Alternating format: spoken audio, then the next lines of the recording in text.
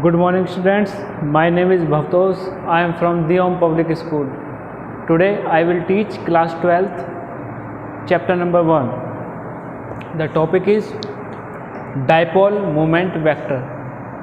Dipole moment vector को हम capital P से डिनोट करते हैं. इसकी डेफिनेशन है it is a vector whose magnitude is charge times separation 2a. मतलब अगर हमें कभी डाइपोल मोमेंट वेक्टर निकालना है तो हम उसमें चार्ज की और उन दोनों चार्जेस के बीच की दूरी 2a को आपस में मल्टीप्लाई कर देंगे, तो इस तरह हमें डाइपोल मोमेंट वेक्टर मिल जाएगा.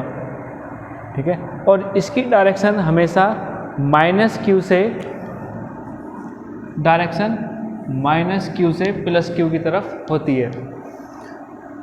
तो हमारा फॉर्मूला है p वेक्टर यानी dipole moment vector is equal to charge q multiply दोनों के बीच की दूरी 2a into p vector unit vector.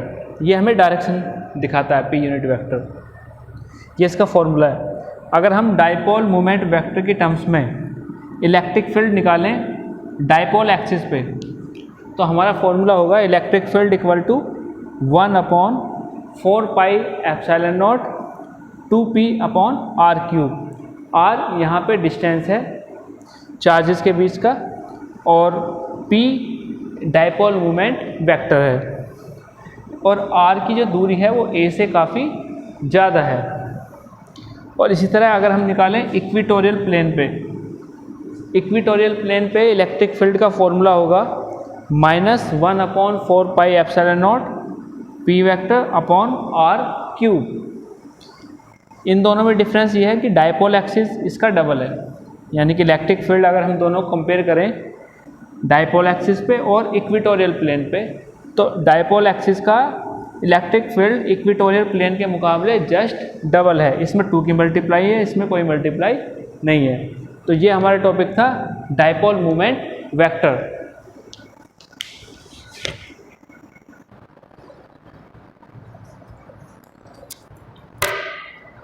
Dipole in a uniform external field.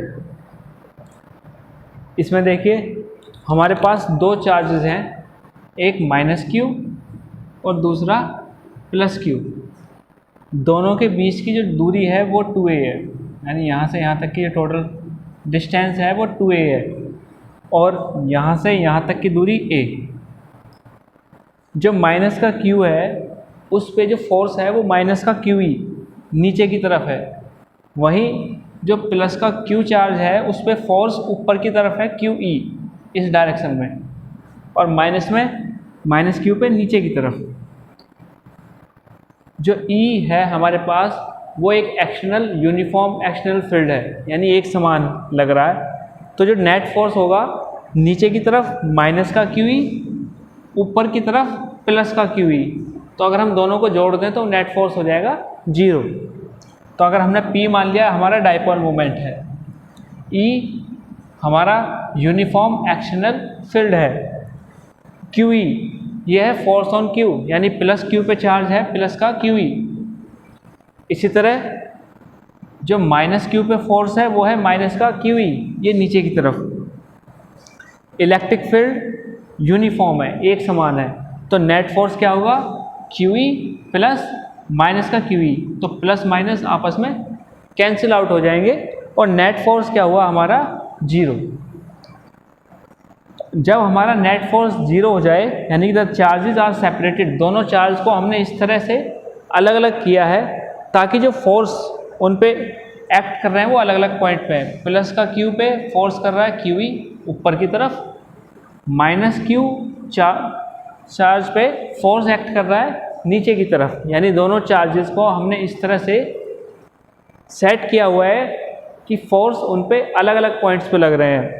ठीक है, तो इसकी वजह से इसमें टॉर्क जनरेट हो जाएगा. इसे आप ऐसे मानिए हमारे पास एक अरेंजमेंट, एक माइनस का Q चार्ज एक प्लस का Q charge, uniform external electric field है E, तो ये एक समान है. यहाँ से यहाँ तक की डिस्टेंस a और total distance 2a.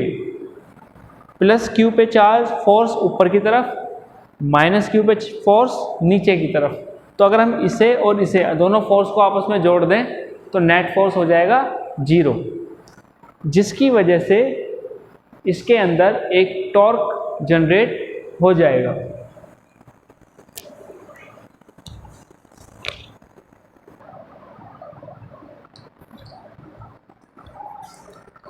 Now torque किसे कहते हैं?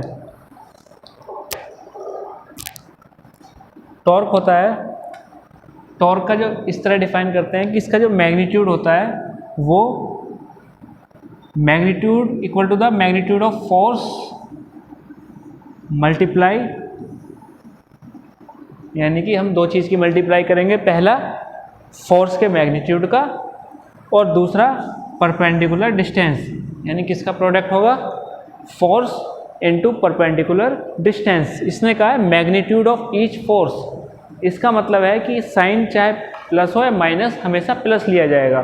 तो इसलिए हम टॉर्क को डिफाइन करते हैं, it's equal to the magnitude of each force multiplied by perpendicular distance between the two anti parallel forces. यानी एक फोर्स ऊपर की तरफ है, एक नीचे की तरफ है, और दोनों आपस में कैसे हैं? Anti parallel. एक मतलब अगर हम देखें तो है तो पैरेलल लेकिन अपोजिट डायरेक्शन में है, तो इसलिए हमने उन्हें बोला anti parallel. Magnitude of torque वही formula, magnitude of each force यानी q E multiply by perpendicular distance. अगर हम मान लें एंगल थीटा है और बीच की डिस्टेंस 2a है, तो इसका जो परपेंडिकुलर कंपोनेंट होगा वो होगा 2a साइन थीटा। अब हम इसे आपस में रीअरेंज कर दें, 2a को उठा के हम यहाँ पे रख दें q के पास और e साइन थीटा हम अलग लिख दें, तो q इंटू 2a ये फॉर्मूला होता है हमारा डायपोल मोमेंट वेक्टर का। और इसे अगर हम वेक्टर फॉर्म में लिखें तो हम इसमें साइन थीटा को हटा देंगे और लिखेंगे tau vector equal to p vector, यानी electric dipole moment vector multiply E vector electric field. इसकी जो डायरेक्शन होगी वो नॉर्मल होगी पेपर के और पेपर से बाहर की तरफ, यानी नॉर्मल और आउट ऑफ द पेपर। तो टॉर्क को हमने डिफाइन किया the product of magnitude of force multiply perpendicular distance, और ये हुआ tau equal to p vector into E vector.